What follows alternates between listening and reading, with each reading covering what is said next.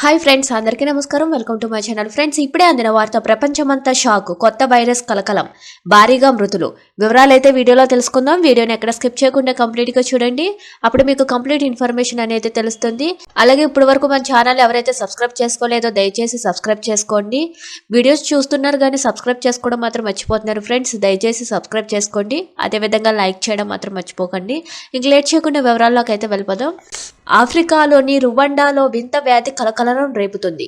ప్రాణాంతక virus Marburg virus disease వల్ల కంటి నుంచి రక్తస్రావం జరిగి ఇప్పటికే 15 మంది మృతి చెందడం ప్రపంచాన్ని కలవరపెడుతుంది. రువాండాలోని ఈ వైరస్ 66 మందికి సోకగా నవంబర్ 29 నాటికి 15 మంది ప్రాణాలు మృత్యువాట పడ్డారు.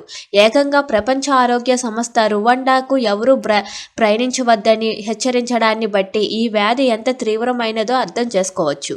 బాధితుల రక్తనాళాలపై ఈ వైరస్ దాడి చేస్తుంది కనుక దీనికి కంటిలో నుంచి రక్తస్రావం వైరస్ అనే పేరు వచ్చింది.